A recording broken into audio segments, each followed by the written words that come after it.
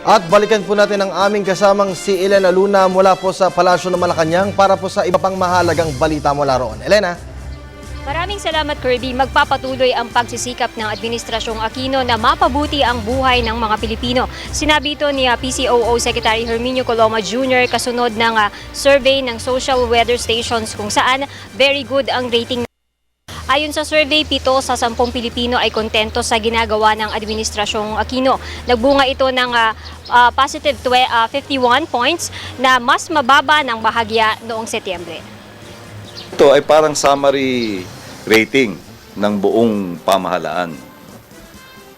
Kung matutunghayan natin yung sinulat na column ni Dr. Mahar Mangahas na Pangulo ng SWS noong nakaraang Sabado tungkol sa survey results of 2013, sinabi niya na itong rating na ito ang pinakamataas sa lahat ng administrasyon simula nung isinagawa nila ang survey. Ganun pa man, ang tugon namin ay ito.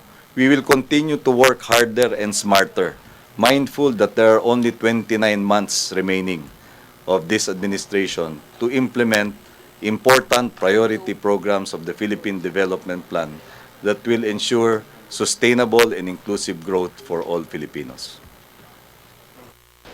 Sa briefing din kanina ay nagbigay si Secretary Coloma ng update sa nagsampa ng reklamo laban kay Energy Regulatory Commission Chair Zenaida Ducot hinggil sa ng singil sa kuryente. Ayon sa kalihim, iniimbestigahan na ang sinampang kaso sa ilalim at sa pangunguna ni Deputy Executive Secretary Michael Aguinaldo.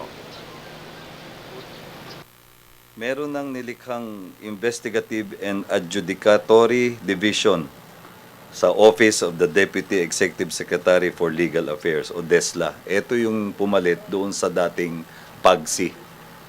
Dati may PAGSI.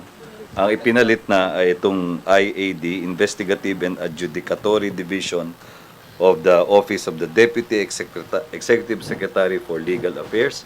Ayon sa kanila, natanggap na nila ang complaint mula sa akbayan at sinimulan na nila ang kanilang pagsisiyasat ng inihain sa kanila. So yun ang status ng iyong tinatanong kahapon.